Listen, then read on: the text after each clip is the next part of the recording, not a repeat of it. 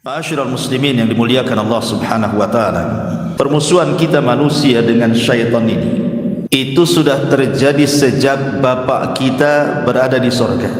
Bahkan sebelum Adam ditiupkan ruh, permusuhan itu sudah ada. Dan itu disebutkan di dalam Sahih Muslim ketika Allah Subhanahu wa taala menciptakan Adam dari berbagai macam sifat tanah, kemudian dibentuk sedemikian rupa, maka Allah biarkan bentuk Adam itu sampai mengeras, belum ada ruh. Kemudian iblis tahu bahwa Allah Subhanahu wa taala menciptakan makhluk selain para malaikat dan selain dirinya dari kalangan jin.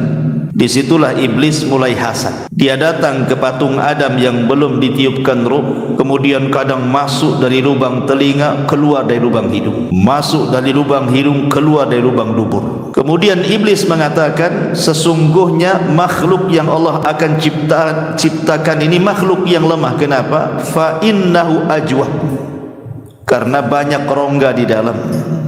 Berarti makhluk ini banyak kelemahan. Pasti dia perlu minum, makan, dan begitu seterusnya. Sehingga iblis mengatakan, lau sullittu alayya, kalau seandainya dikuasakan kepadaku Adam ini, la uhlikanna, aku akan hancurkan dia. Ini belum ditiupkan ruh, iblis sudah sesumbar seperti itu. Ditambah-tambah ketika betul-betul Allah tiupkan ruh, kemudian Allah Subhanahu wa taala firmankan, wa idh qala rabbuka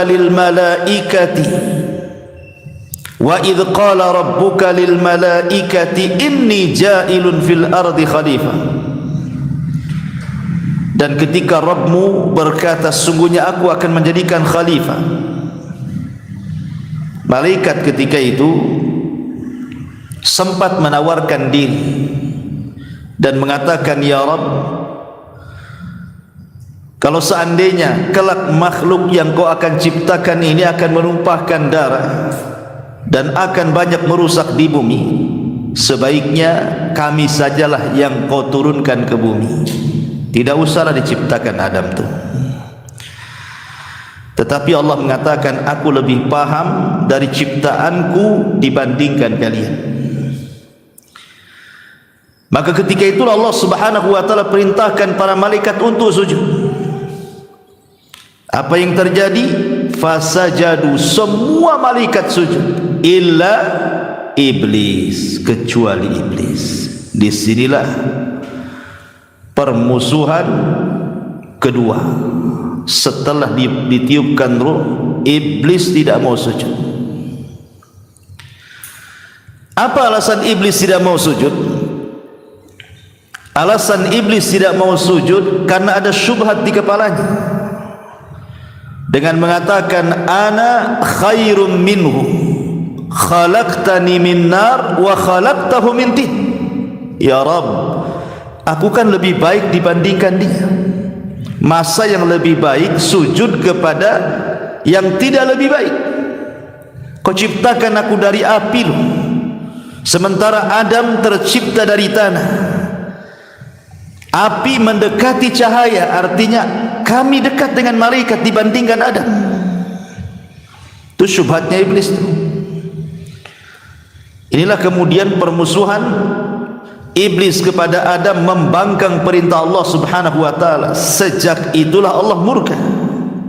Dan Allah katakan, fakhruj minha fa innaka rajim wa inna 'alaika la'nati ila yaumiddin. Keluar kau iblis, engkau terkutuk. Sesungguhnya laknatku akan melekat kepadamu sampai hari dibangkitkan kiamat.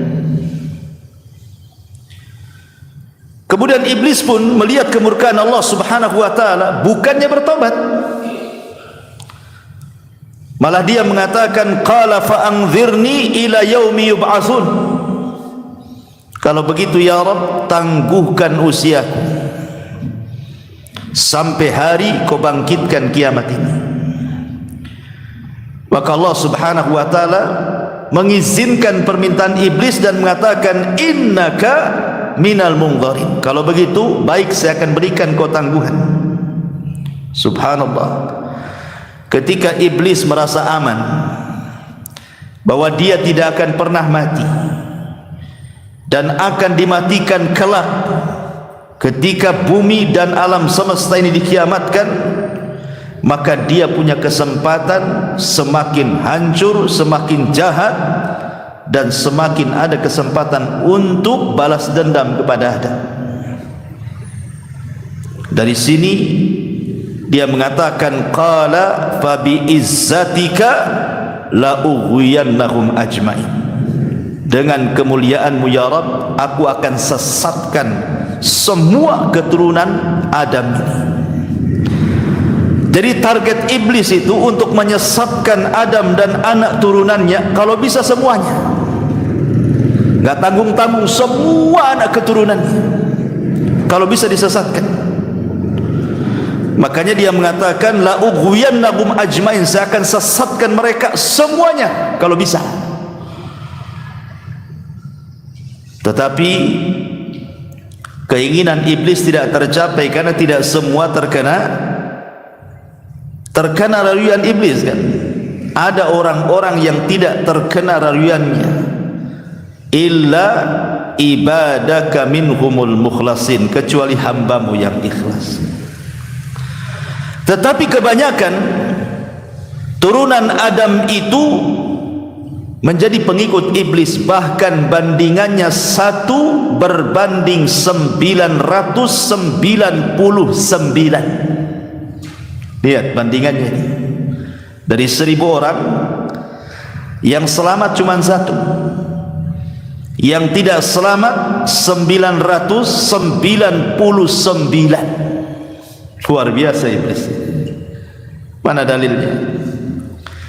Allah Subhanahu Nabi sallallahu alaihi wasallam bersabda dalam hadis yang dikeluarkan Imam Bukhari dari Abi Sa'id Al-Khudri radhiyallahu anhu, yaqulu Allah ta'ala ya Adam fayaqul labbaika wa sa'daika wal khairu fi yadayk.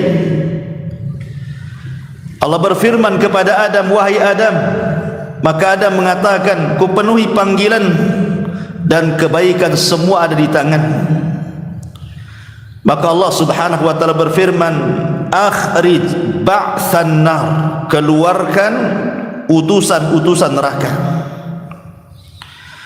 Maka Adam heran mengatakan, wa ma ba'thun nar, apa yang Anda maksud utusan-utusan neraka itu? Qala, maka Allah mengatakan, min kulli alfin tis'umi'atin wa tis'atu wa tis'in, setiap 1000 pisahkan 999, masukkan ke neraka. Artinya selamat cuma 1. Yang selamat cuma 1 tuh, bayangkan. Berarti 99% cita-cita iblis hampir tercapai kan? Tinggal 1% saja. Ketika dia mengatakan saya akan sesatkan mereka semuanya kan? Rupanya hampir berhasil, karena 1 berbanding 999 kan? Luar biasa. Ma'asyiral muslimin yang dimuliakan Allah Subhanahu wa taala, ketika Adam alaihi salatu wassalam mendapatkan tempat tertinggi di sorga sebagai pengganti iblis, mulailah iblis hasad. Kemudian mulai memberikan was-was kepada Adam alaihi salam dan juga pasangannya Hawa. Ketika Allah Subhanahu wa taala menguji keduanya agar jangan dekat-dekat pohon larangan, ini ada kesempatan iblis nih. Ada celah di sini. Kalau Adam sampai memakan buah larangan, berarti Adam pun akan dicelakakan Allah Azza wa Jalla. Maka mulailah iblis membuat makar, datang kepada Adam dan Hawa memberikan was-was, tapi tidak bergeming keduanya, sampai ketika iblis bersumpah wa qasamahuma inni lakuma laminan nasihin. Demi Allah wahai Adam, aku ini seorang penasehat yang baik. Ketika itu belum ada makhluk yang bersumpah atas nama Allah demi sebuah kedustaan, apalagi bersumpah di sorga, di alam para malaikat. Ya Adam, percaya sajalah kan gitu, karena sebelumnya belum ada bersumpah kepada Allah untuk sebuah kedustaan, kecuali iblislah yang mengawalinya. Kemudian iblis mengatakan, Adam, kenapa Allah larang kau dekat-dekat pohon larangan itu? Saya mau kasih tahu nih, kalau engkau mendekati pohon larangan dan kau memakannya, antakuna malakaini au takuna minal khalidin, karena kelak engkau akan jadi malaikat atau boleh jadi engkau akan dikekalkan di surga. Makanya Allah tidak berkehendak itu.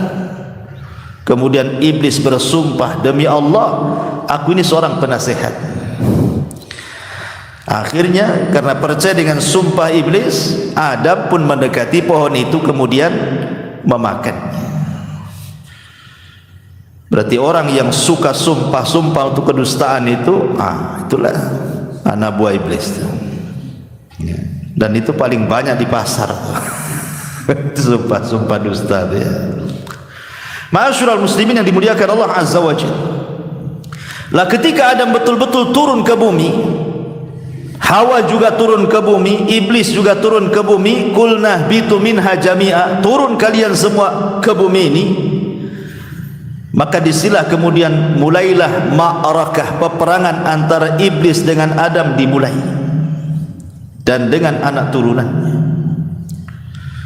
Dan iblis memiliki senjata-senjata yang Allah Subhanahu wa ta'ala berikan, tentu sebagai ujian kepada Adam. Ada 4 senjata yang digunakan iblis untuk menggoda Adam dan seluruh keturunannya, termasuk kita. Yang pertama, Allah Subhanahu wa ta'ala berikan kepada iblis mampu untuk at-tazyin, menghias-hias, mampu menghias-hias yang batil menjadi hak, yang hak menjadi batil, yang benar menjadi salah, yang salah menjadi benar, atau mencampur adukan keduanya sehingga tidak lagi jelas mana yang batil mana yang hak, karena sudah gaduh-gaduh di dalamnya. Ini yang pertama.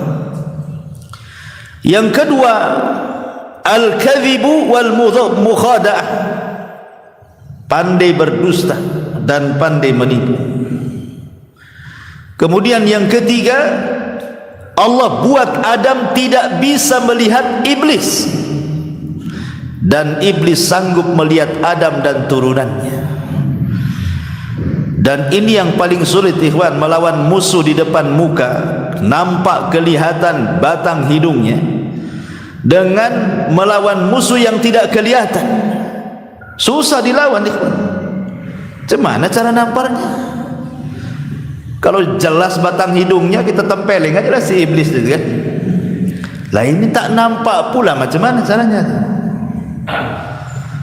Ini yang kemudian agak sulit kita menghadapi mereka, dan mereka mudah pula menghadapi kita.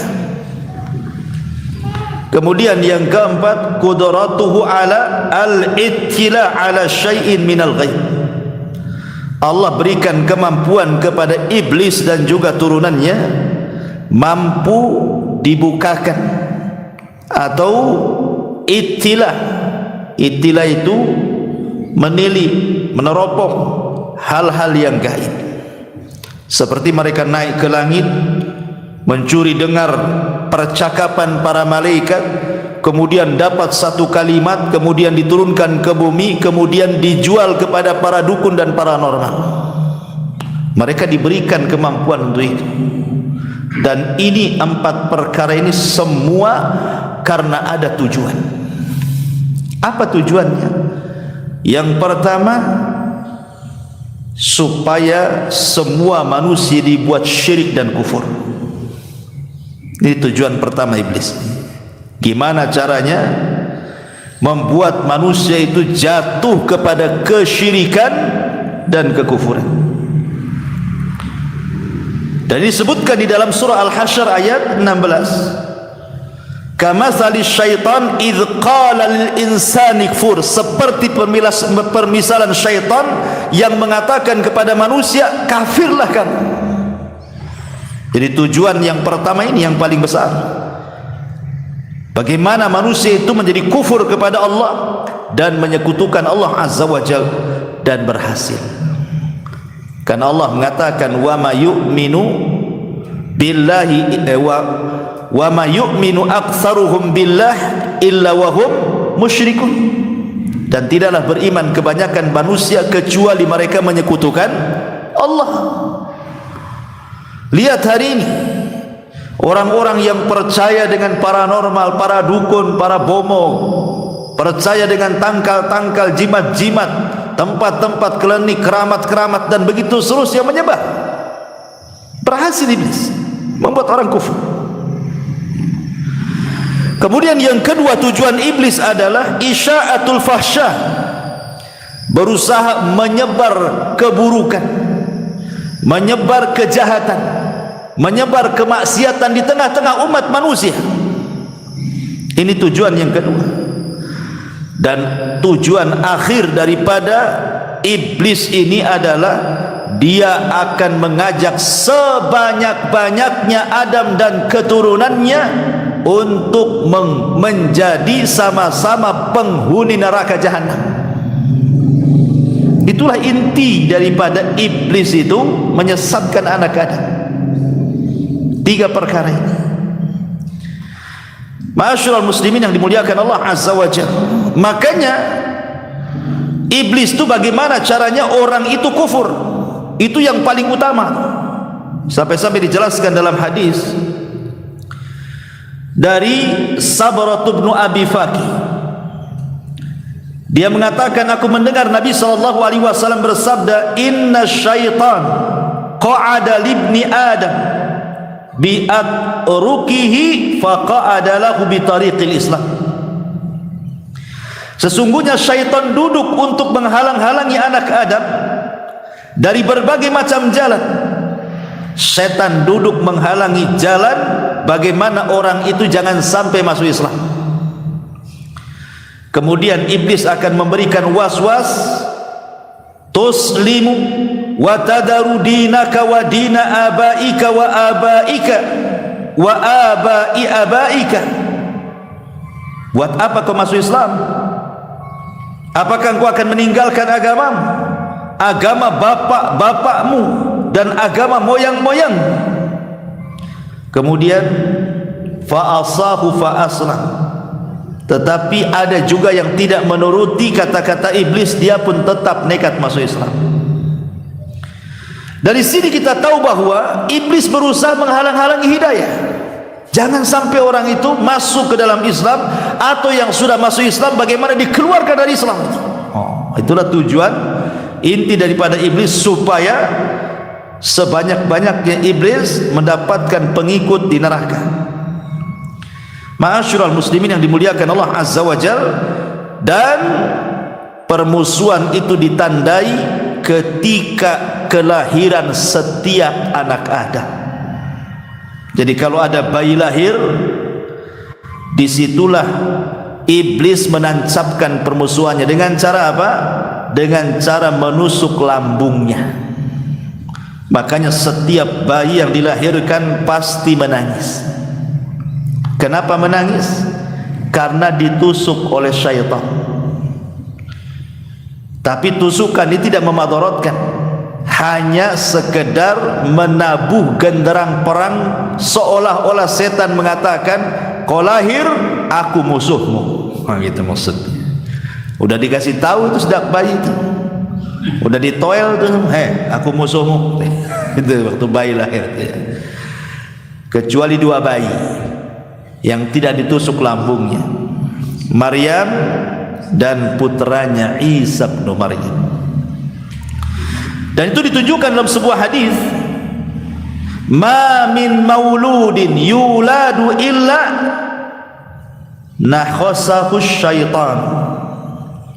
Tidaklah ada bayi yang lahir kecuali ditusuk lambungnya oleh setan. Fayastahillu sarikhan min nakhsati syaitan illa ibna Maryam wa ummah. Maka bayi itu akan menjerit, menangis karena tusukan itu, kecuali ibunda Maryam dan putranya. Dari sini kita tahu bahwa setiap bayi lahir iblis sudah menabuh genderang perang. Ma'asyiral muslimin yang dimuliakan Allah Azza wa Jalla, akan tetapi Anda perlu tahu bahwa sehebat apapun iblis dan anak buahnya, mereka tidak bisa mengajak kita secara langsung. Datang kepada antum, ambil tangan antum, diseret, yuk kita mabuk. Enggak gitu. Ya. Yuk kita zina. Enggak. Ayo kita ke kuburan syirik. Enggak ada. Dia main datang, kemudian ngajak antum, nyeret tangan antum, dibawa ke tempat maksiat. Bukan itu caranya. Bukan. Mereka tidak sanggup melakukan seperti itu. Tapi yang mereka lakukan hanya memberikan was-was saja. Tapi walaupun hanya sebatas was-was, pengaruhnya luar biasa. Adam loh sampai turun dari sorga. Bukan iblis yang bawa tangan Adam, hayo hayo, atau didorong-dorong, makan tuh gak gitu. Dikasih was-was, ya, makan, nanti kau jadi malaikat, makan supaya kau kekal di sorga. Gitu ya kan, dibisi-bisi, ya, bukan diajak, ayo kita makan sama-sama, gak gitu, ya. Jadi iblis dan anak turunannya itu tidak bisa menguasai manusia. Dia hanya bisa memberikan was-was, tapi dahsyatnya was-was bisa menurunkan abina Adam dari sorga. Luar biasa. Makanya Allah mengatakan, Qul a'udzu birabbin nas. Di situ ada min syarri waswasil khannas. Masih was-was saja dia, tapi luar biasa pengaruhnya, ya. Dan terkadang iblis itu ketika mengarahkan manusia tidak langsung kepada perkara besar, tidak, tetapi ada khutuwat namanya, ya, ada langkah-langkah. Jadi mereka itu pakai langkah-langkah. Apa saja langkah-langkahnya? Kata para ulama mengatakan, yang pertama langkah yang mereka lakukan adalah ishtighal bil mubahat. Bagaimana iblis itu ataupun syaitan berusaha menyibukkan antum dengan perkara-perkara mubah. Enggak ada dosanya, tapi disibukkan. Main bola, perkara mubah. Enggak ada hukumnya main bola, perkara mubah, tapi disibukkan dengan bola. Akhirnya gara-gara sibuk bola lupa sholat duhur, asar, maghrib, isya, subuh. Ustadz, mana ada main bola 24 jam? Kok 5 waktu lupa? Ya, kecapean, tidur, besoknya lagi main bola lagi. Belum lagi kemudian diingatkan dengan para pemainnya lagi, diidolakan dengan pemain-pemain kafirnya lagi kan.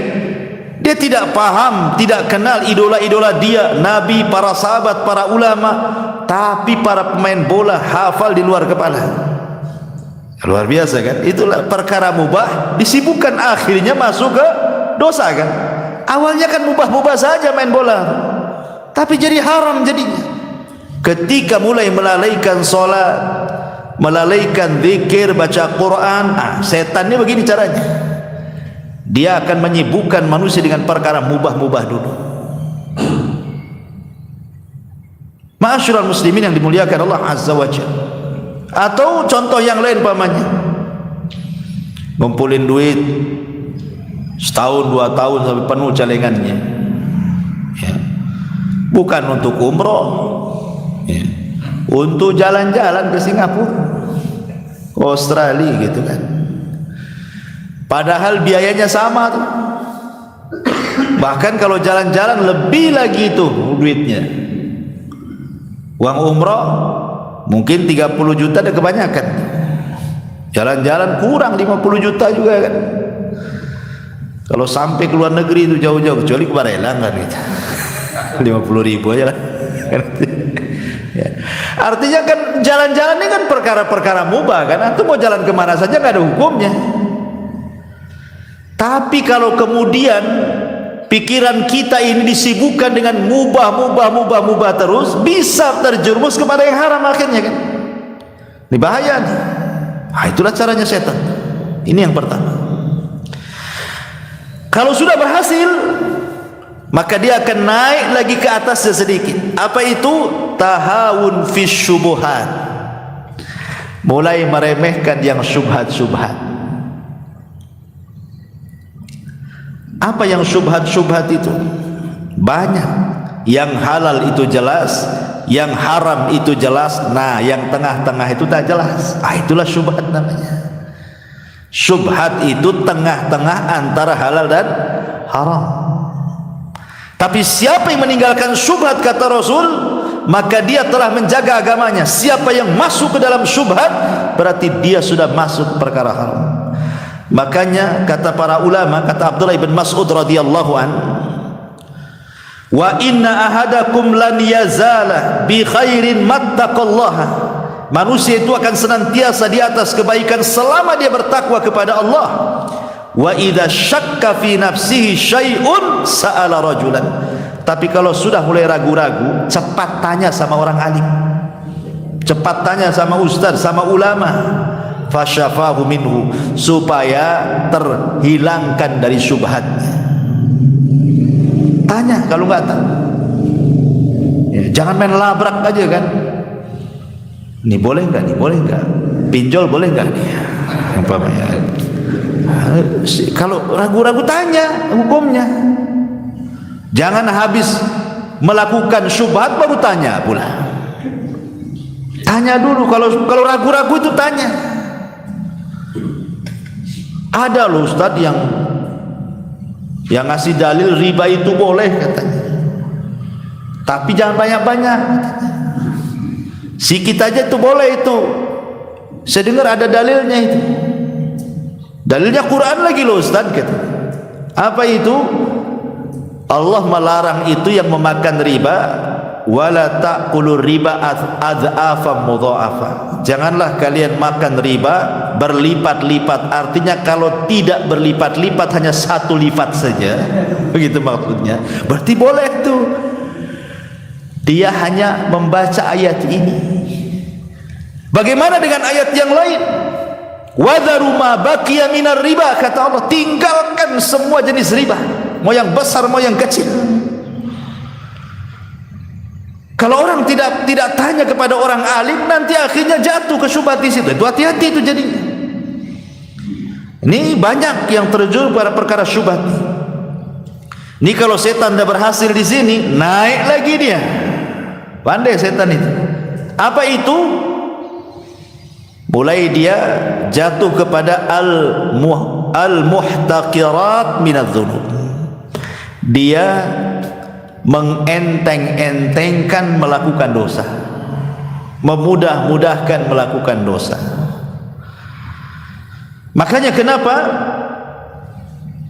seorang ulama bernama Sa'ad Bilal ibn Sa'ad ibni Tamim al-Qasi, yang diriwayatkan oleh Abdullah ibn Mubarak dari Auza'i, kata beliau, la tanzur ila sigharil ma'siyati walakin unzur li azamati man asaita. Jangan pernah melihat kecilnya sebuah dosa, tapi lihatlah engkau sedang berbuat dosa kepada siapa. Jangan dilihat kecilnya sebuah dosa, tetapi lihatlah Anda sedang berbuat dosa sama siapa. Karena kalau orang sudah meremeh-remehkan dosa, ini bahaya. Ini kan dosa kecil saja, gak apa-apa, kan belum dosa besar. Kan gitu ya. Kalau bahasa seperti ini, Maka Umar bin Khattab radhiyallahu anhu mengatakan la saghirata ma'al istimrar. Tidak ada dosa kecil kalau dilakukan terus-terusan, ya besar juga lah kan itu. Ibarat antum mengumpulkan satu kerikil tiap hari, lama-lama menggunung juga tuh kerikil tuh. Maka jangan kemudian terjebak dengan pembagian dosa. Ada dosa kecil, ada dosa besar. Ah, ini kan kecil saja, belum besar katanya.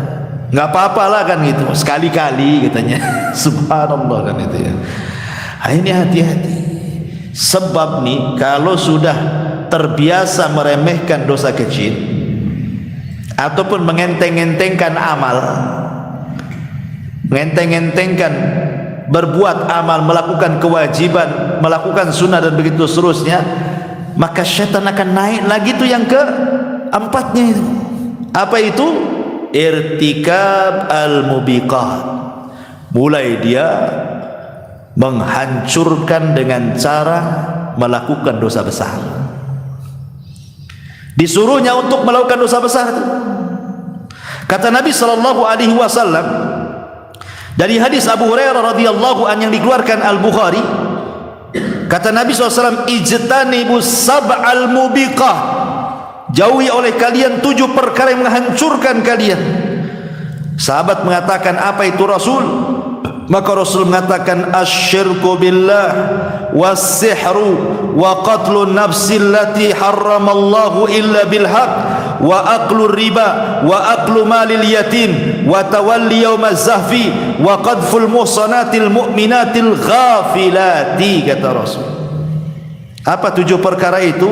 Pertama kesyirikan, yang kedua sihir, yang ketiga membunuh jiwa tanpa hak, yang keempat makan riba, yang kelima makan harta anak yatim, yang keenam lari dalam peperangan, dan yang ketujuh menuduh wanita baik-baik dikatakan seorang pezina.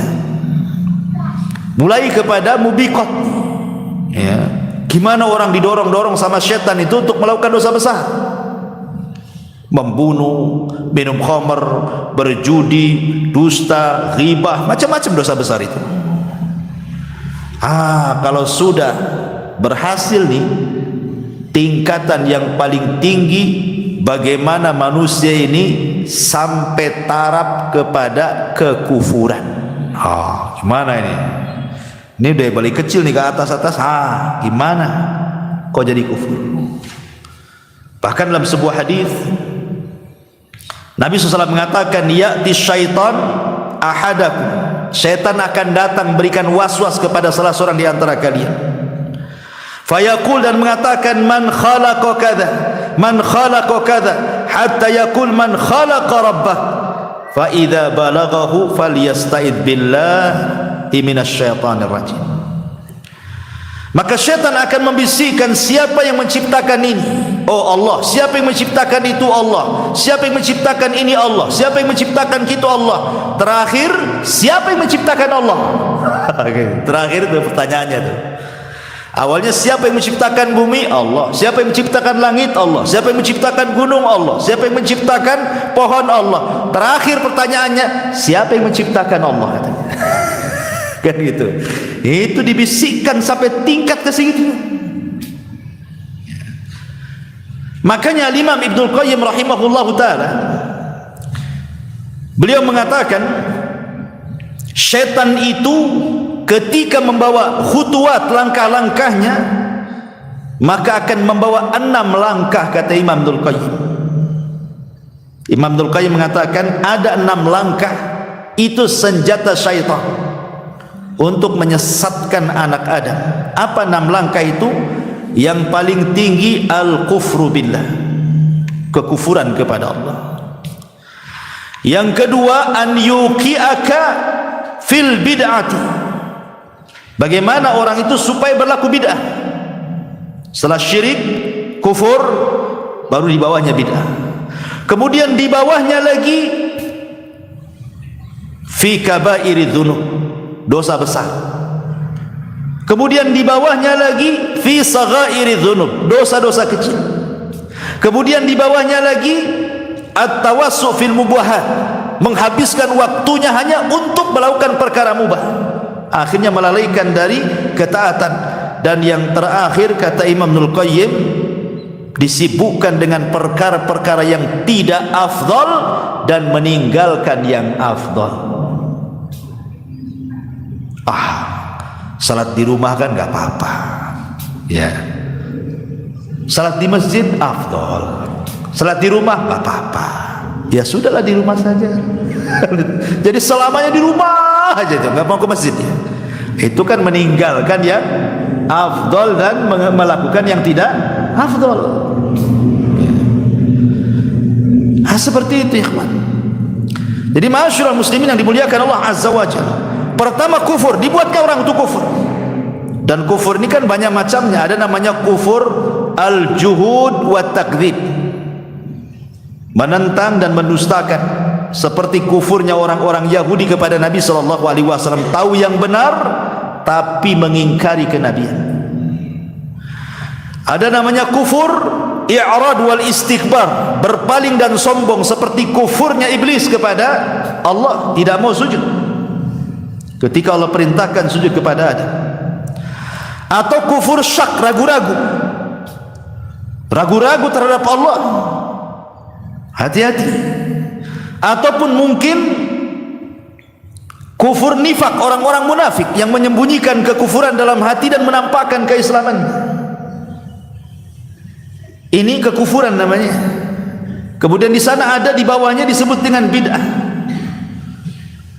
Allah Subhanahu wa taala mengatakan, afaman zuyyina lahu su'u amalihi fara'ahu hasanah. Apakah seperti orang yang dihiasi padanya keburukan amalannya, tetapi seolah-olah dia melihat amalan yang buruk itu baik. Kenapa? Bagaimana orang itu bisa tobat kalau seandainya yang buruk dianggap baik, yang bukan ibadah dianggap ibadah? Ya sulitlah tobatnya. Ini kan ibadah, padahal bukan ibadah kan itu. Makanya sering saya katakan bahwa bahaya bid'ah ini, satu,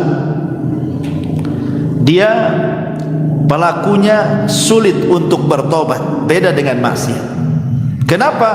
Karena ahli maksiat yang dilakukannya tahu itu maksiat. Tahu orang berzina, tahu zina itu maksiat. Orang lagi nyolong, nyuri, tahu dia nyolong. Coba tanya pencuri, nyolong tuh baik nggak? Pasti bilang tak baik nyolong. Loh, kenapa kau nyolong? Tuh makan lah, kan itu ya. Coba ahli bid'ah antum katakan seperti itu, baik, berpahala. Yang kedua, tidak semua maksiat itu bid'ah, tapi semua bid'ah itu maksiat. Pencuri tidak dikatakan ahli bid'ah. Pezina antum katakan ahli bid'ah? Ya bukan, itu maksiat, ahli maksiat. Kemudian maksiat itu, ikhwan, tidak ada turunannya pengen jadi ahli maksiat. Tidak ada umpamanya pencuri berdoa, ya Allah jadikan anakku sama seperti aku pencuri. Tidak ada. Pezina mengatakan, ya Allah jadikan anakku germo. Tidak ada. Tidak ada. Sejahat-jahatnya orang itu pasti berdoa, cukuplah abimu saja yang mencuri. Kau jangan, kau jadi ustaz. Kan itu ya.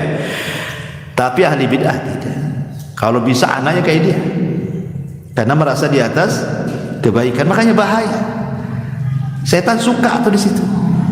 Masuklah setan dari jalur yang kedua ini. Kalau kemudian tidak berhasil juga, diturunkan tuh. Untuk apa? Bagaimana dia melakukan dosa besar? Gimana dia caranya masuk ke dosa besar? Syirik tak bisa, kufur tak bisa, bid'ah tak bisa, turun. Gimana caranya dia disibukkan dengan zina, disibukkan dengan khamar, disibukkan dengan judi, disibukkan dengan ghibah, dengan dusta, macam-macam dosa besar. Oh, ini kuat imannya, turun lagi. Ya, dengan cara apa? Kata Imam Ibnul Qayyim, dimasukkan ke dosa-dosa kecil. Tengok handphone, bagus nengoknya, ceramah Abu Merah, ya kan? Ada iklan pula, kawan, iklannya pula sabun mandi. Artisnya pula perempuan, ada auratnya, dipandang pula nggak disekip, mata pun tak disekip. Nengok aja gitu, harusnya disekip lah matanya, bukan hanya handphonenya saja kan itu ya. Itu kan dosa kecil juga, nampak aurat di handphone kan itu. Masyarul muslimin, oh ini kuat imannya rupanya. Turun lagi ke bawah, oh tak bisa ini. Dosa besar tak bisa, dosa kecil tak bisa. Disibukkan dengan perkara mubah. Suruh jalan sana, suruh main ini, main itu. Akhirnya lupa, dia kecapean. Walaupun dia tidak lupa sholat, tapi kan badan capek. Akhirnya gak khusyuk pula dia sholat kan. Ngurangi kehusyuan, ngurangi tumakninah, dan begitu seterusnya, disibukkan. Oh, dia tidak bisa disibukkan dengan perkara mubah. Disibukkan dengan perkara yang tidak afdol, ditinggalkan pula perkara afdol. Ya, begitulah langkah-langkah syaitan.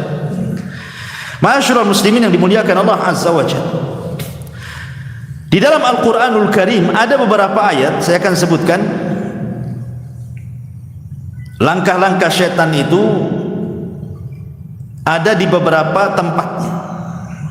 Pertama, ketika Allah Subhanahu wa taala bicara tentang langkah-langkah syaitan, Allah Subhanahu wa taala bicara soal seputar makanan, ya. Kemudian seputar syariat ataupun agama. Karena Allah mengatakan udkhulu fi silmi kafa wa la tattabi'u khutuwati syaitan. Masuklah ke dalam Islam secara keseluruhan, jangan ikut langkah-langkah syaitan. Ya. Artinya bahwa syaitan itu ketika memberikan langkah-langkah kepada manusia itu, dia akan membuat langkah dari berbagai macam, dari ibadah, dari muamalah, dari persoalan makan, minum, macam-macam, dari semua bab. Ya, saya akan contohkan secara singkat saja. Seperti umpamanya kita masuk dalam bab ibadah. Kita masuk dalam bab ibadah dulu. Di dalam sebuah hadis Nabi sallallahu alaihi wasallam mengatakan dari Abdullah ibn Mas'ud radhiyallahu an, dzukira inda Nabi sallallahu alaihi wasallam rajulun faqila ma zala naiman hatta asbah ma qama illa ila salah faqala dzaka ar-rajul bala syaitanu fi udhuni. Disebutkan di samping Rasul ada seorang laki-laki yang tidur saja sampai pagi, lewat dia subuh. Kemudian apa kata Nabi sallallahu alaihi wasallam? Oh, orang itu yang lewat subuhnya itu balas syaitanu fi udhuni, sudah dikencingi itu telinganya, kata Nabi. Apa makna dikencingi di sini? Sebagian ulama mengatakan maknanya dikencingi itu ya secara hakikatnya, seperti hadis-hadis tentang setan, kalau kita makan tidak baca basmalah maka setan ikut makan, kan itu ya. Setan, kita tidak baca basmalah ketika minum maka setan ikut minum.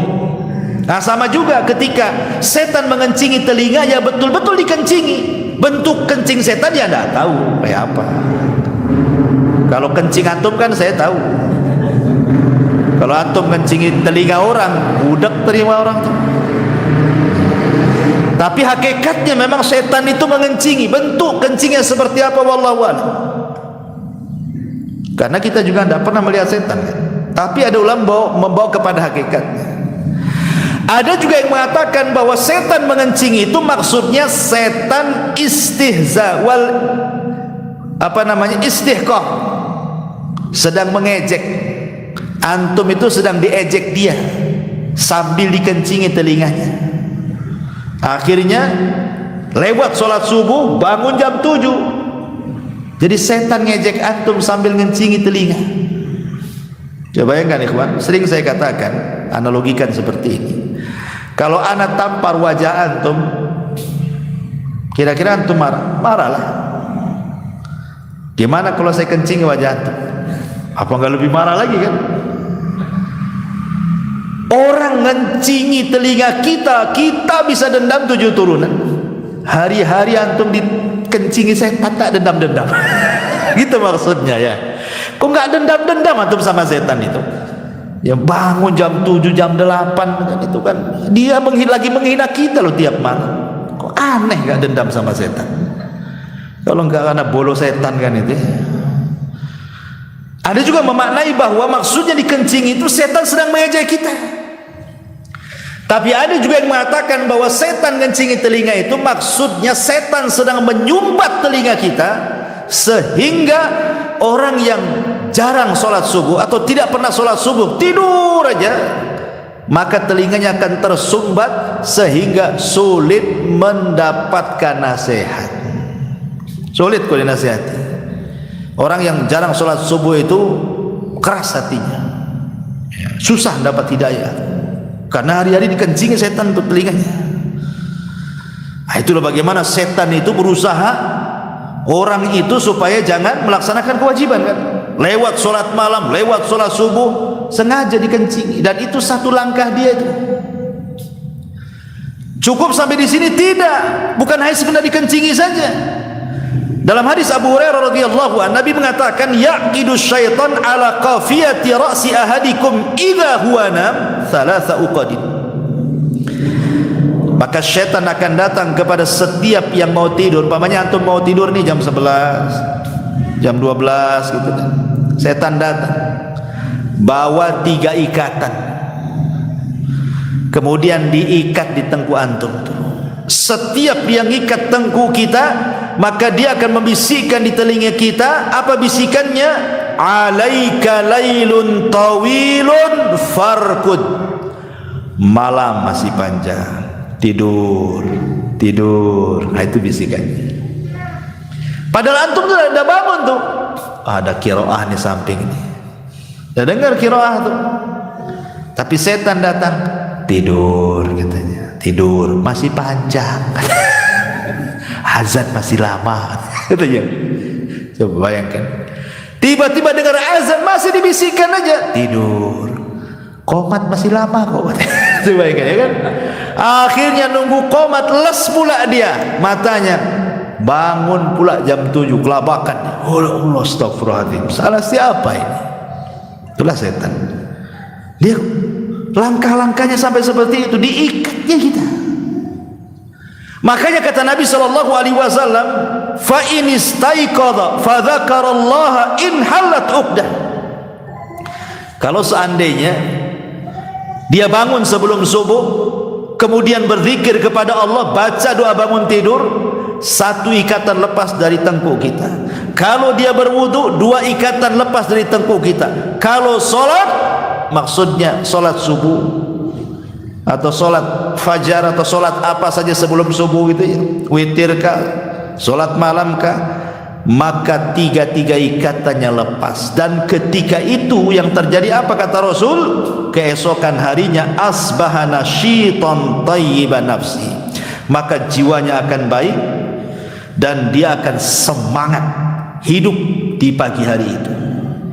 Tapi kalau malamnya tidur lama, tapi meninggalkan sholat walaupun pagi bangun, kata Rasul, asbaha khabithan nafsi kaslan, maka jiwanya akan buruk dan dia pun akan menjadi pemalas. Kenapa? Jiwanya akan buruk karena awal aktivitasnya sudah meninggalkan sholat.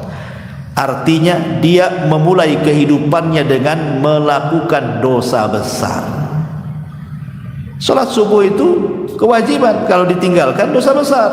Berarti orang yang tidak sholat subuh mengawali mata terbuka dengan melakukan dosa besar setelah kesyirikan.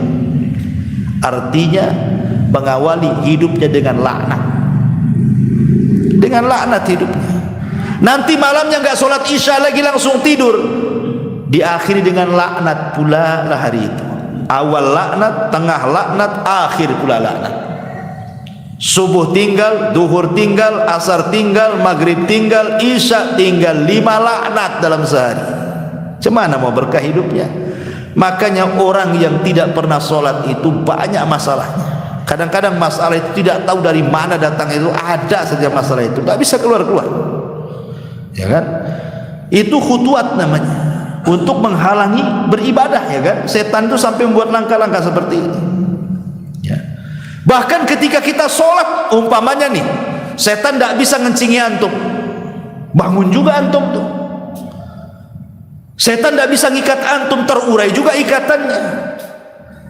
Puas sampai di sini, nggak akan kecewa setan, nunggu antum sholat. Kemudian ketika antum sholat, masuk dalam sholat dia, dibuatnya antum tidak tumaknina, dibuatnya antum tidak khusyuk, sehingga terkadang tidak khusyuk itu apa yang terjadi? Kadang lupa berapa tadi rakaat yang saya lakukan, ataupun mamanya sholat sama imam nih, betul-betul sholat dari takbiratul ihram Allahu Akbar sampai salam, ditanya tadi imam baca apa?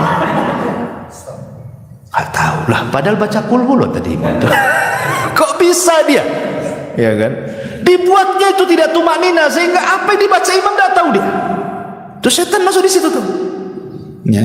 Atau dia tahu imam baca apa, mulai pandangannya nggak khusyuk.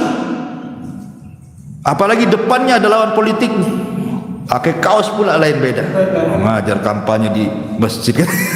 Gitu kan. Nah, jadi kadang-kadang masuk tuh ikhtilas yakhtalisuhu syaitan.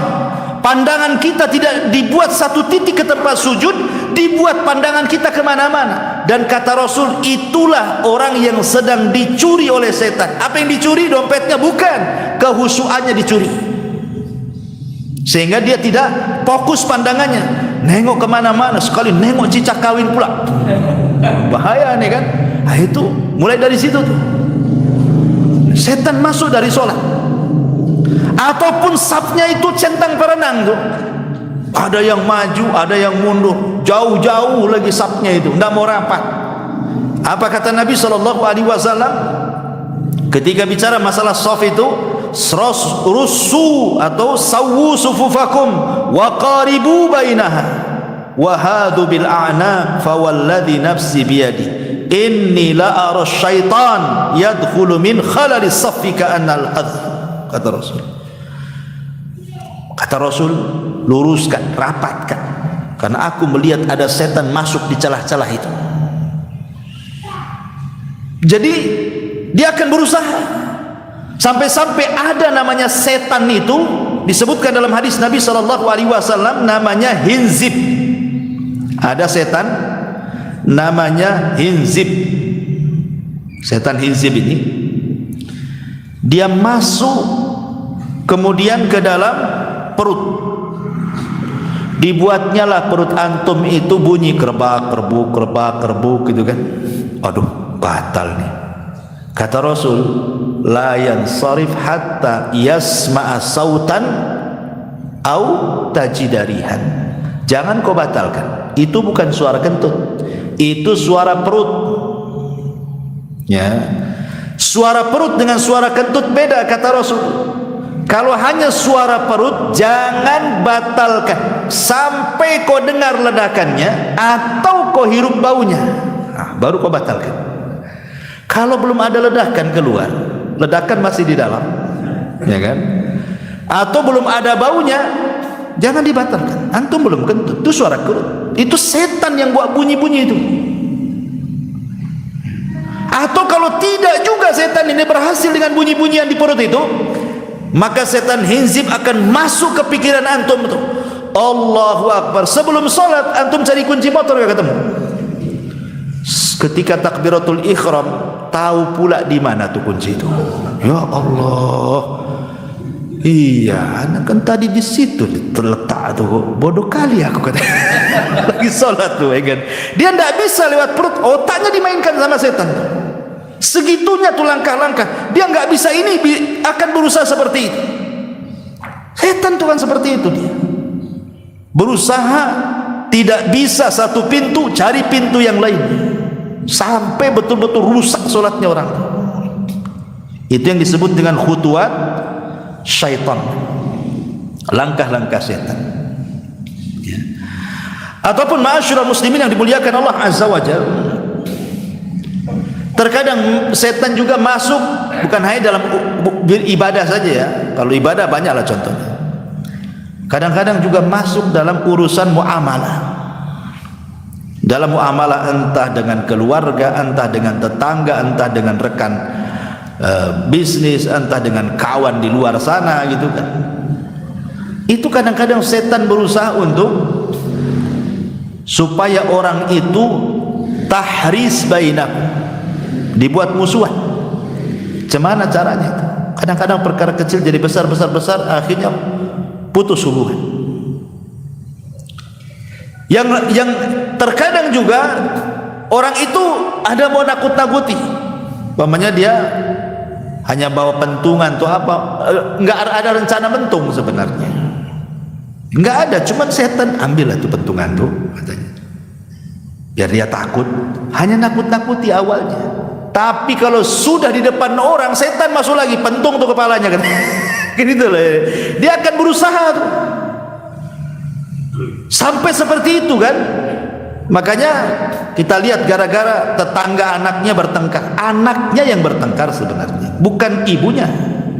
Tapi anak ini laporlah sama ibunya, ibunya pula lapor sama atasannya bapaknya. Bapaknya cuek saja, tapi karena ibunya ngomong terus, masuk pula setan.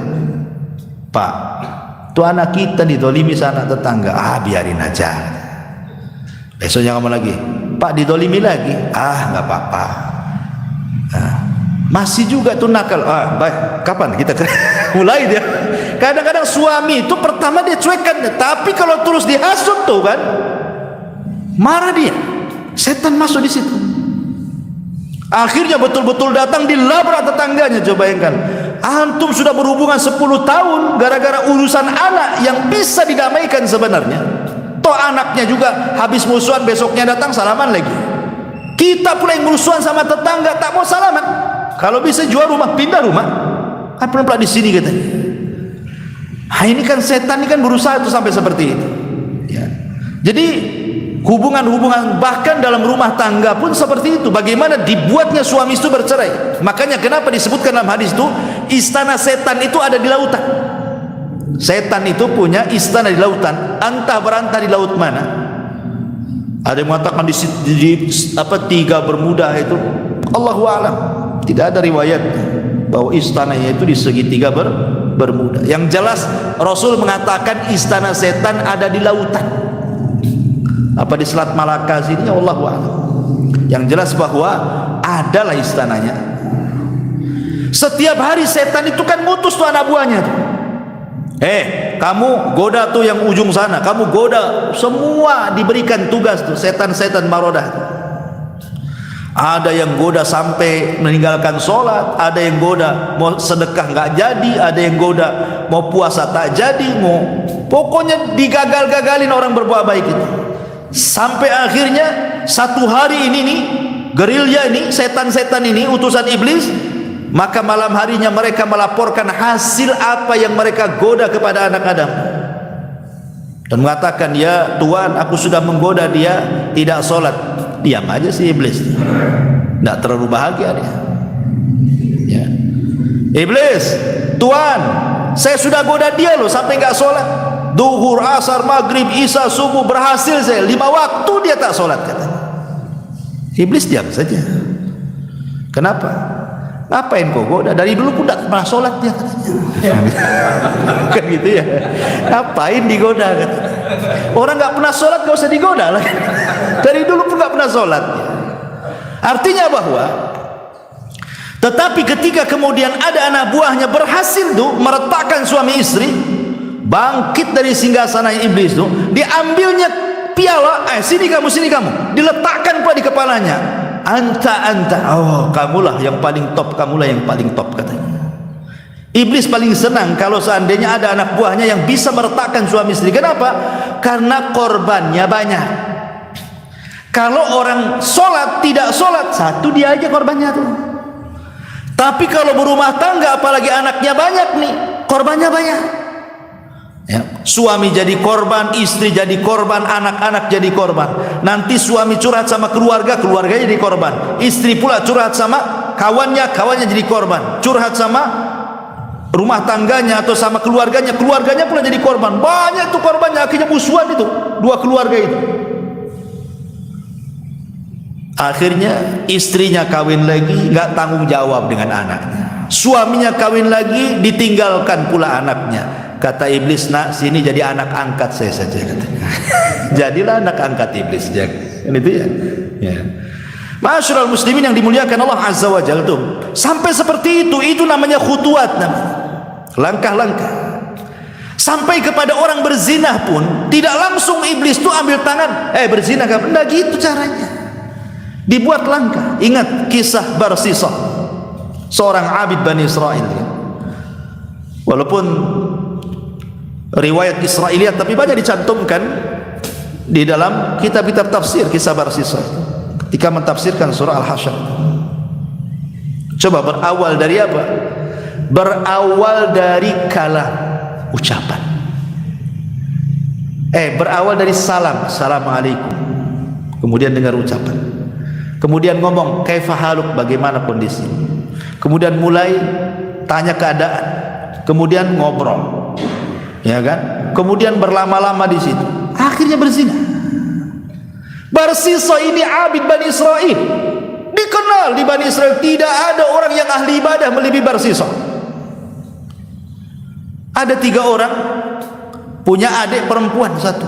Yang 3 orang ini mau jihad, bingung mau nitipkan adiknya. 3 orang sepakat, yuk kita titipkan di Barsisah itu biar selamat katanya. Dia kan ahli ibadah, pasti jaga anak gadis kita, adik gadis kita. Awalnya kan gitu. Pada awalnya Barsisah ini tak mau, datang iblis tuh digesek-gesek telinganya. Terimalah, itu kan kebaikan, kau dapat pahala. Apalagi yang 3 orang ini mau jihad katanya. Masuk pula was-was iblis. Ya sudahlah, diterima katanya. Taruhlah di tempat lain, dia tinggal di tempat lain, dia si gadis pun di tempat lain. Jadi kalau ngasih makan tuh ditaruh di depan pintu, nggak dibuka pintunya, nih ditaruh aja gitu depan pintu. Iblis datang, Barsisah, kau ini nggak sopan ngasih makan depan pintu, ngasih ketuk, tanyalah gitu kan, salam. Nah, awalnya suruh salam. Akhirnya mulai dia naruh makan sambil salam, assalamualaikum, waalaikumsalam. Mulai dia dengar suara perempuan kan, masuk di telinganya. Setan sampai di sini tidak, bisiki lagi. Udah lama-lama setan datang lagi. Barsisah, namanya orang dikurung, kau hanya ngasih makan, ucapkan salam. Kamu kan tidak tahu, mungkin dia butuh apa atau sakit apa, tanyalah. Mulai, ya kan? Akhirnya mulai dari salam ke kalam, ucapan. Kaifa haluk, bagaimana kondisi wahai ukhti gitu. Sehat tidak? Apa yang dihajatkan? Mulai. Ya. Lama-lama setan datang lagi. Barsisah, namanya orang hidup sendirian, bosan juga dia. Temanilah dia makan. Mulai itu. Ya. Mulai akhirnya ditemani makan. Ya. Setelah ditemani makan terus gitu kan, akhirnya mulai pandangan, jatuh cinta, akhirnya berzina. Naudzubillah. Hamil pula lah wanita itu. Setelah hamil apa yang terjadi? Saudaranya datang, habis jihad menang. Setan ngasih tahu, Barsisah, itu 3 saudaranya mau datang.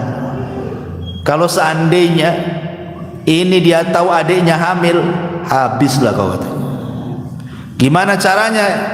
Tunggu dia lahir, bunuh, hilangkan barang buktinya katanya. Hilangkan barang buktinya, hancurkan CCTV-nya, jangan ada CCTV katanya. Akhirnya semua dibunuh bayinya. Setelah dibunuh bayinya, datang pula si iblis itu. Barsisah, memang alat bukti sudah hilang, tapi apakah kau yakin wanita itu nggak akan bicara? Pastilah akan bicara. Kau sudah membunuh bayinya, mana dia terima katanya. Kalau dia sampai ngomong sama saudaranya, habis kau. Kata Barsisah, apa yang harus lakukan? bantai juga ibunya katanya. Dibunuh ibunya. Langkah-langkahnya coba. Dikuburkan di belakang rumahnya. Dah hilang barang buktinya. Datanglah 3 saudaranya nanyakan, mana adik saya kata. Kata Barsiso, tak tahu. Semenjak kalian pergi dia pun pergi, tah berantah ada di mana. Ini yang ngomong Pak Ustaz, Pak Kiai ahli ibadah, ya saja lah kan gitu. Nggak mungkin lah Ustaz bohong katanya kan. Iyalah udah pulang. Menyesal mereka. Ya, kenapalah dulu dititipkan kalau harus hilang juga katanya. Malam-malam setan datang ke 3 orang ini, dibisikkan dalam mimpinya bahwa Barsisoh lah yang membunuhnya. Setan yang ngasih tahu. Akhirnya 3-tiganya bangun, mimpinya semua sama. Mimpinya semua sama, baik saudara yang pertama, yang kedua, yang ketiga. Kan aneh, kok mimpi, kok jamaah gitu kan, bareng-bareng. Semua sama isi mimpinya. Oh, ngamulah 3 orang itu. Ambil pedangnya, terbantai si Barsisoh, kurang ajar katanya. Sebelum 3 orang ini sampai di rumah Barsisoh, iblis pula dah sampai di Barsisoh. Barsisoh, yang 3 orang udah tahu loh kau yang membunuh itu. Tapi aku bisa menyelamatkan kamu, enteng gampang tuh katanya. Gimana caranya katanya? Sujud kau kepada aku katanya. Pas si Barsisoh sujud, 3 orang ini datang. Akhirnya iblis pun lari.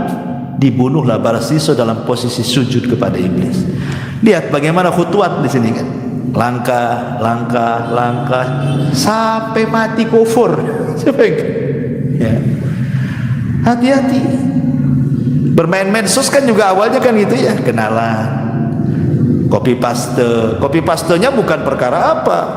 Ambil di ustaz-ustaz sunnah juga copy pastenya itu. Ngasih jempol lah itu ukhti itu kan.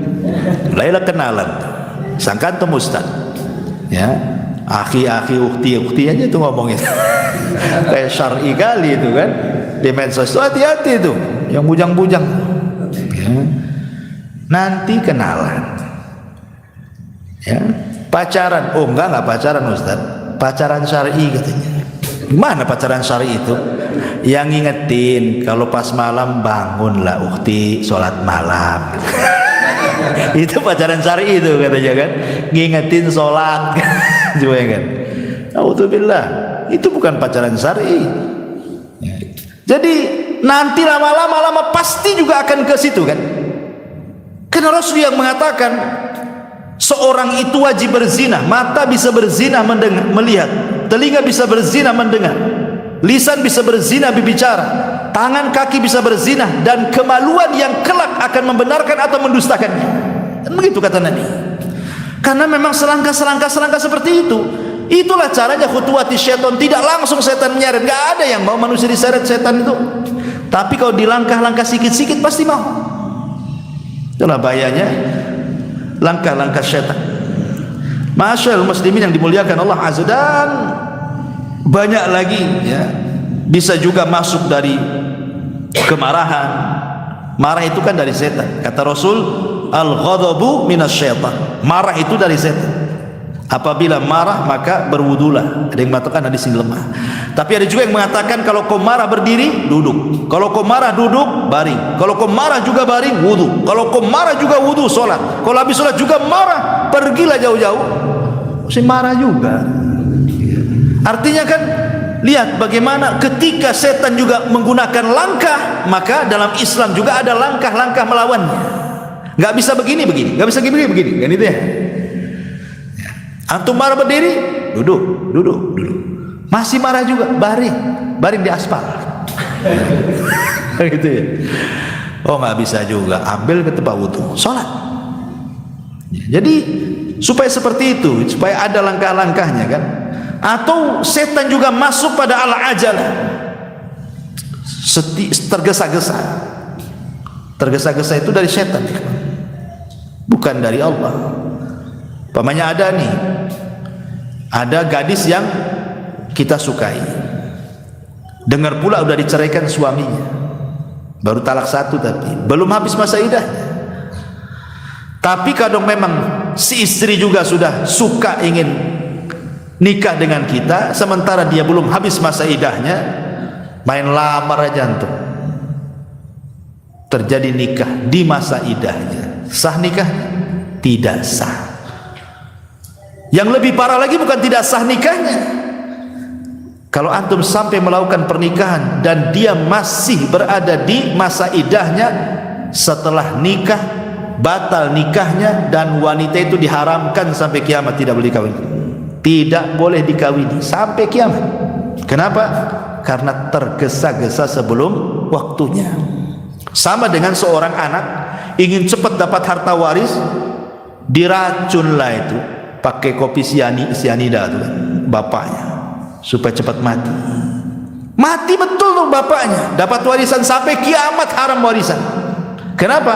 Karena tergesa-gesa sebelum waktunya. Itu namanya al-ajal, itu udah syaitan tuh. Ya. Ataupun al-israf, sesuatu yang berlebih-lebihan, makan berlebihan, minum berlebihan, tidur berlebihan, main berlebihan, itu semua dari setan. Makanya kenapa Nabi SAW itu sampai berdoa kepada Allah kan, Allahumma inni a'udzubika minal jubni wal kasal. Ya Allah, aku berlindung darimu dari al-jubn wal kasal. Kasal itu artinya kemalasan, karena malas itu dari setan. Makanya kenapa Rasul mengatakan at-tasa'ub mina syaitan. Tasa'ub itu nguap, itu dari setan. Kalau kalian nguap cepat tutup kan begitu. Karena orang nguap tidak tutup tuh menunjukkan malasnya. Itu dari setan. Beda dengan bersih. Makanya suruh mengucap alhamdulillah. Ya. Dan banyak, ataupun taswib. Taswib itu mengucapkan kalimat saufa dalam bahasa Arab itu, bahasa kitanya nanti. Udah jam 12:30 sholat duhur, nantilah, masih ada waktu. Nah, kan? Nanti asar juga gitu, mau dekat maghrib sholatlah nanti. Si nanti akhirnya duhur 5:30, asar 5:30 gitu ya, maghrib pula 7:30 gitu. Isya pula 7:30. Jadi kan ada dia modalnya cuma setengah semua lah pahalanya kan gitu. Jadi ada orang itu yang bahasanya nanti. Kita ini sedekahlah nanti. Kalau cicilan motor udah lunas nih, kapan sedekahnya? Nanti. Baru saja ngambil kulkas katanya. Terus saja kan, nggak pernah sedekah. Karena dia nanti itu, kapan lu tobat? Nanti habis umroh pula dia. Tak tobat juga. Katanya kalau habis umroh tobat, ya nantilah kalau habis haji katanya. Coba ingat, haji dia tak tobat juga. Kenapa nggak tobat? Katanya habis haji mau tobat. Nantilah kalau dekat-dekat mati. Jadi, nah ini kan dari setan. Taswif itu mengatakan saufa nanti. Ini bagian daripada khutuwatus syaitan. Ya. Dan banyak lagi. Adapun secara singkat juga yang disebutkan para ulama bagaimana cara menghadapinya, karena juga sudah malam ini. Yang pertama, menghadapi langkah-langkah setan tentu bil ilmi wal ma'rifah. Ya, duduk di majelis ilmu, punya ilmu. Orang kalau mau perang nggak punya strategi, gimana mau ngelawan? Ya kan? Maka kita harus berilmu supaya dengan ilmu itu kita tahu cara melawannya. Kan diajarkan tuh dalam Quran, dalam hadis bagaimana cara melawan setan. Seperti bagaimana supaya setan itu bisa nangis gitu ya. Dengan cara apa? Antum ketika tasyahud, antum sungguh-sungguh, karena kata Rasul, gerakan tasyahud itu sama dengan tamparan kepada setan. Lebih keras dibandingkan besi. Ya, gerakan dalam tasyahud itu. Jangan malas. Itu tasyahud gini. Apa dalam tasyahud kayak gini? Ini tasyahud gini. Ya, kalau bagi yang menggerak-gerakan, gerakan. Yang enggak gerakan isyarat gini saja, itu udah tamparan tuh gini tuh. Tamparan keras tuh bagi si iblis ini. Nah, kita lihat kalau posisi tasyahud yang dilihat jarinya. Jangan lihat ke depan, lihat ke jari sini. Kalau lagi tasyahud. Ya, atau umpamanya sujud tilawah. Iblis itu paling nggak suka nengok orang sujud tilawah. Apa kata iblis?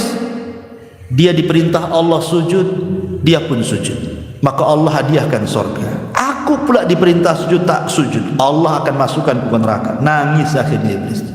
Dia paling nangis lihat orang sujud, sedih hatinya.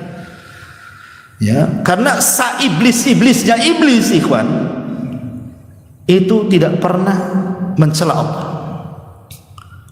Iblisnya iblis tidak pernah mencela Allah. Dia mengatakan wa bi izzatika, dengan kemuliaan, tidak pernah. Tapi manusia ada yang lebih iblis dibandingkan iblis, dicelanya Allah. Orang Yahudi mengatakan Allah fakir, nahnu aghnia. Dia fakir, kami kaya. Allah difakir-fakirkan sama orang Yahudi itu. Nasrani, Allah itu 3. Ya bayangkan. Ataupun mencela Al-Quran. Al-Quran kan kalamullah, sama juga mencela Quran, mencela yang ngomong Allah. Kan banyak sekarang ini orang yang istihza terhadap kalamullah, diinjaknya Quran, dibakarnya Quran. Ataupun ngomongnya sih tidak menginjak, tetapi dari ucapannya sudah menghina Allah dan Quran kan.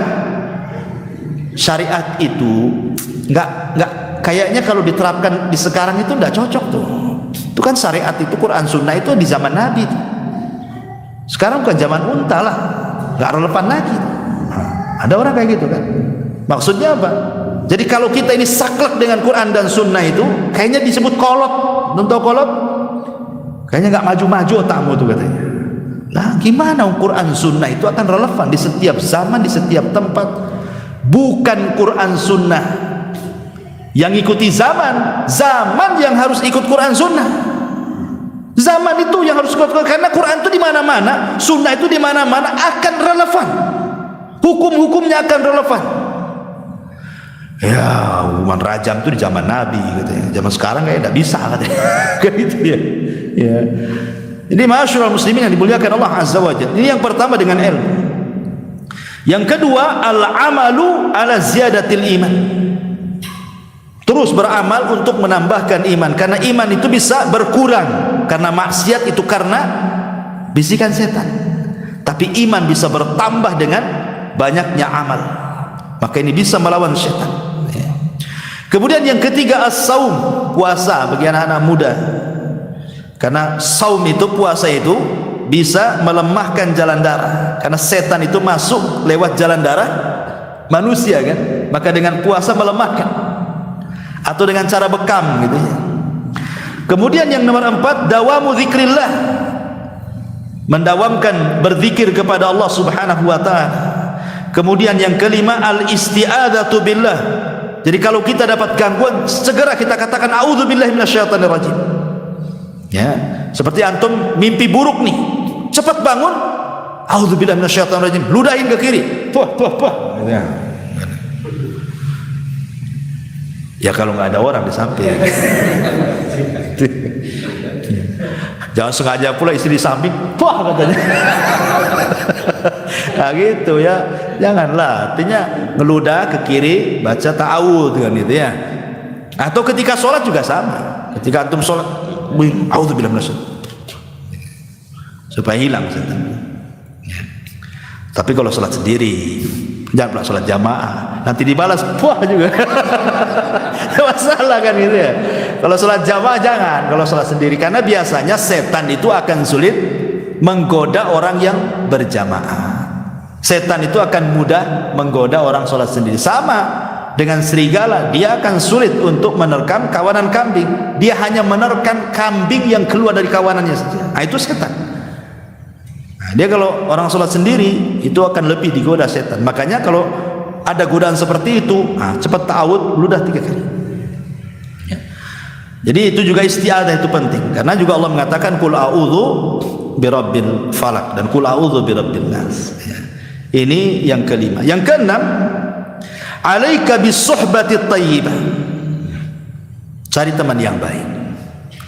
Karena setan itu bukan hanya dari kalangan jin saja, setan juga ada dari kalangan manusia. Bahkan terkadang orang yang paling dekat dengan kita, istri kita itu jadi setan nih kawan.